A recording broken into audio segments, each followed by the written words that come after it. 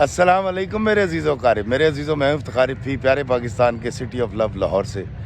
दोस्तों, मेरे बहुत पुराने दोस्त हैं अमजद साहब। और अमजद साहब की जब बेटी सादिया बड़ी हुई तो एक रिश्ते वाली ने उसका रिश्ता बताया और अमजद साहब मुझे लड़के वालों के घर लेकर गए। हम उन लोगों से मिले। बज़ाहिर बहुत अच्छे लोग थे, साफ़ सुथरा घर था, बड़ा घर था, कारोबारी लोग थे। और उन लोगों ने हमें कहा जी कि आप हर तरह की इंक्वायरी करें, हमारी मार्केट में जाएं जहां हमारी दुकान है, और हमारे मोहल्ले में जाएं, हमारा पता करें। इस बात ने बड़ी तशफ़ी की। मैं अमजद साहब के साथ उस मोहल्ले के 3 घरों में गया। उन 3 घरों ने इतनी सेटिस्फेक्शन वाली बातें की, हमें बताया कि जी बहुत अच्छे लोग हैं, लड़का बहुत अच्छा है, 5 वक्त का नमाजी है, मस्जिद जाता है। फिर हम उनकी मार्केट में गए। मार्केट में जाके हमने पता किया तो उन्होंने कहा जी बहुत अच्छे कारोबारी लोग हैं। अमजद साहब को तशफ़ी हो गई, तसल्ली हो गई, मेरी भी तसल्ली हो गई और गवाही मिल गई थी। लेकिन जब शादी के दिन रखे और शादी के दिन करीब आए तो उन्होंने कहा जी कि पहनावनियाँ इस तरह देनी है, चढ़ावे इस तरह से होंगे, मेहंदी होगी, माइयों होगा, जिस तरह से लड़की के बाप पर बर्डन आता है हमारे यहाँ। तो अमजद साहब को मरता क्या ना करता कि मज़ाक वो सब कुछ करना था। अमजद साहब ने जैसे तैसे उधार पकड़े, कमेटियाँ डाली और उन्होंने कहा जी कि देखें जो है रास्ता रुकाई भी नहीं होगी हमारी बच्चे की, और गैर इस्लामी रस्म है जी है, और जो है वो दूध पिलाई भी नहीं दी जाएगी और जूता छुपाई भी नहीं होगी। खैर लड़की वाले तो बेचारे लड़कों वालों की सारी बातें मानते हैं, उन्होंने सारी बातें मान ली।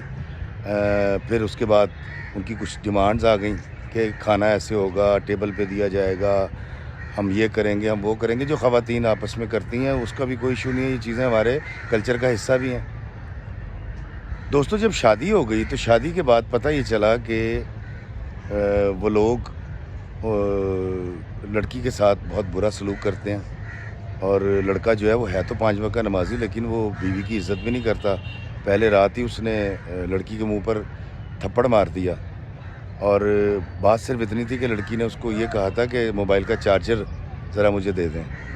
इस बात पर उस लड़के ने थप्पड़ मारा। और नो डाउट वो 5 वक्त के नमाजी लोग हैं, लेकिन बाद में पता ये चला कि लड़के को कुछ ऐसी आदत हैं जिसके अंदर गुस्सा बहुत ज़्यादा करता है, हाइपर हो जाता है, चीज़ें तोड़नी शुरू कर देता है, बीवी को मारना शुरू कर दिया, लड़ पड़ता है, छोटी छोटी बात पर गुस्सा कर जाता है। और उसको आदत है जुआ खेलने की, और मोहल्ले में उसके झगड़े भी हो चुके थे, हमें ये भी बातें पता चला। किस्सा होता ये कि जब बच्ची का वहाँ गुजारा नहीं हुआ तो हमने अदालत से रुजू किया। अमजद साहब तो राज़ी नहीं हो रहे थे, लेकिन मैंने उनको मनाया। मैंने कहा देखें, एक ऐसे शख्स के साथ जो जालिम है, जो जाबिर है, जो तकलीफ़ में रखे हुए आपकी बेटी को, इसको बेहतर यह है कि ऐसे शख्स के साथ ना रहा जाए और आप खुला ले लें। अमजद साहब पहले इस बात पे राज़ी नहीं हुए, क्योंकि उनका ये कहना था कि जी जब तलाक होती है तो ज़मीन और आसमान हिल जाते हैं, और क्योंकि हमारे माशरे में दबाव भी बड़ा आता है ऐसे बाप के सर पे। और अमजद साहब को अमीर आदमी तो थे नहीं, एक क्लर्क, सीनियर क्लर्क आदमी थे, शरीफ आदमी था। खैर मेरे समझाने पर हम अदालत गए, हमने खुला लिया। खुला लेने के बाद कुछ अरसा 6-8 महीने बड़े तकलीफ़ के गुज़रे, लेकिन अल्लाह का शुक्र है उस बच्ची की आगे शादी हो गई और वो बड़ी खुश भी है जहाँ वो शादी होकर गई है। और वह मेरा शुक्रिया भी अदा करती है कि जी आपकी वजह से सब कुछ हुआ। अमजद साहब जो है वो खुला का स्टेप नहीं ले रहे थे, पहली बात तो ये। दूसरी बात ये कि जब हमने ये हालात ख़राब हुए थे पहली शादी के, तो हमने जब उनके मोहल्लेदारों से जाकर जब बात की और उनको कहा कि यार आप तो ये कह रहे थे कि बड़े अच्छे लोग हैं, तो ये देखें कैसे लोग निकले, और ये तो झगड़ालू भी हैं, इनका तो आपसे भी झगड़ा हुआ था, और ये तो बहुत गुस्से वाले लोग हैं और बड़े अनापरस्त लोग हैं, और ये तो इंसान को किसी खातिर में लाते ही नहीं है। तो उन्होंने कहा जी बात दरअसल ये है कि हमें पता था इन सारी हरकत का, हम इनको 27 साल से भुगत रहे हैं, लेकिन हम आपको बता नहीं सकते थे। तो मैंने कहा जी आप क्यों नहीं बता सकते थे? कहते जी हम बताते, आप रिश्ता ख़त्म करते, वो आके हमारा सर फाड़ते। दोस्तों, हमारे माशरे में ये एक इतनी बड़ी बुराई है कि हम गवाही को छुपाते हैं। अल्लाह ताला कुरान पाक में फरमाते हैं, ईमान वालों गवाही दो चाहे तुम्हारे बाप के ख़िलाफ़ क्यों ना हो। अमजद साहब की बेटी सादिया की ज़िंदगी तो میں نے بیچ میں پڑھ کے اللہ تعالیٰ کے کرم سے اس کے فضل سے بچا لی، اور وہ اب ایک بہت اچھی لائف گزار رہی ہے۔ اللہ تعالیٰ نے ابھی اس کو ایک بیٹا بھی عطا فرمایا ہے۔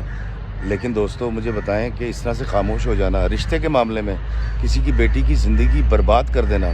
ہم اپنی بیٹیوں کو بڑے ناز نخرے سے، بڑے پیار سے پالتے ہیں، جوان کرتے ہیں، پڑھاتے ہیں، اور اس طرح سے آپ اگر گواہی دیں گے اور آپ صرف اس خوف سے کہ لڑکے والے آپ سے آ کے لڑیں گے اور آپ کے تعلقات ان سے بگڑ جائیں گے، آپ سچی گواہی نہیں دیتے۔